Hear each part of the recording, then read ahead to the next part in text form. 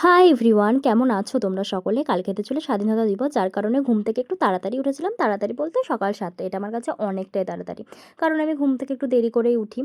আর এদিকে ছাদে গিয়ে অনেকটা ফুল তুলে এনেছিলাম, কারণ কালকে অনেকটাই ফুল লাগতো। আর গিয়ে দেখি এদের প্রস্তুতি হচ্ছিলো কালকে। আর এরা জানো তো, কালকে প্রায় ভোর 5:30টার দিকে ঘুম থেকে উঠেছিল। আমাকেও 5:30টার দিকে ফোন করেছিল, কিন্তু বিশ্বাস করো আমি আর ঘুম থেকে উঠতেই পারলাম না। আমি বললাম তোরা কর, আমি 7টার দিকে আসছি। তারপর গিয়ে বলে আমাকে মালা গাঁথতে হবে, কিন্তু মালাটা আমাকে গাঁথতে হয়নি, ওটা জেমাই গেঁথে দিয়েছিল। আর এই দিকে বাবুকে দিয়ে পতাকা উত্তোলন শুরু হয়েছিল। কালকে একদিকে আমার মনটা ভালোও ছিল, আবার মনটা খারাপও ছিল, কারণ দিদি বাড়ি চলে গেছিলো।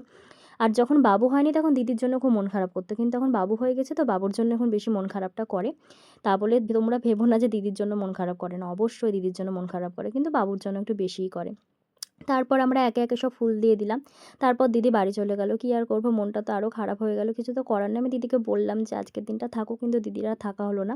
আর এদিকে আমাদের কলেজে কালকে হয়েছিল পতাকা উত্তোলন। আর এইবার জানো তো আমার যাওয়ার খুবই ইচ্ছা ছিল, কিন্তু আর যেতে পারলাম না। পরের বার ট্রাই করব যাওয়ার, জানি না যাওয়া হবে কি না। আর এদিকে বাবু বিস্কুট খাচ্ছিল, ও বিস্কুট খেতে খুবই ভালোবাসে। তো আজকের মতো এটুকুই। আবার দেখা হবে তোমাদের সাথে পরের ভিডিওতে। বাই।